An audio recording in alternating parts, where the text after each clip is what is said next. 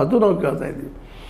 ಅಂದ್ರೆ ಇದು ಯಾವ ರೀತಿಯಾಗಿ ಬೆಳೀತಾ ಇದೆ ಅಂದ್ರೆ ಅಲ್ಲಿಯವರೆಗೆ ನಮ್ಮನ್ನು ಯಾರು ಹಿಡಿಯೋರಿಲ್ಲ, ನಾವೇ ಇಲ್ಲ ಸಾಮ್ರಾಟರು ಅಂತೇಳಿ ಇವತ್ತು ಅದು ಪರಿಸ್ಥಿತಿ ಅದು.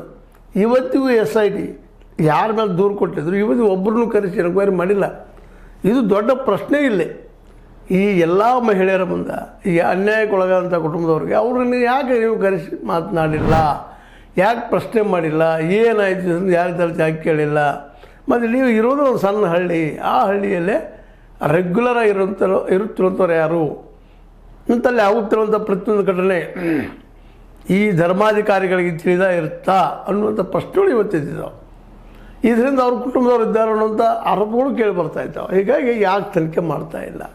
ಒಂದೇನೋ ಧೈರ್ಯ ಮಾಡಿ ಬಂದಿದ್ದರು, 164 ಗಂಟೆಯಲ್ಲಿ ಮೊದಲು ಕಂಪ್ಲೇಂಟ್ ಮಾಡಿದರು ಈ ಒಬ್ಬ ಭೀಮ ಅಥವಾ ಮುಸುಕುದಾರಿ. ನಂತರದಲ್ಲೇ ಉಲ್ಟಾ ಹೊಡೆದ. ಯಾಕೆ ಹೊಡೆದನೋ ಹೊಡಿಸಿದರು, ಉಲ್ಟಾ ಹೊಡಿಸಿದರು ಅನ್ನುವಂಥ ಮಾತನ್ನು ಅದು ಸಹಿತ ಚರ್ಚೆಗೆ ಬಂತಿಲ್ಲ. ಮುಖ್ಯವಾಗಿ ಮೊದಲು ಕೊಟ್ಟಂಥ ಸ್ಟೇಟ್ಮೆಂಟಕ್ಕೂ ಇದಕ್ಕೂ ಸ್ಟೇಟ್ಮೆಂಟ್ ಭಾಳ ಜಗಜಾಂತರ ಆಗಿಬಿಟ್ಟಿದ್ದು, ವಿರುದ್ಧವಾಗಿ ಹೇಳಿದ. ಆದರೂ ಕೆಲವು ಘಟನೆಗಳು ಎರಡೂ ಕಡೆ ಒಂದೇ ರೀತಿಯಾಗಿದ್ದಂಥ ಇದ್ದಾವೆ ಅನ್ನುವಂಥ ಮಾತುಗಳನ್ನು ಸಹಿತ ರೆಫರ್ ಮಾಡಿದರು.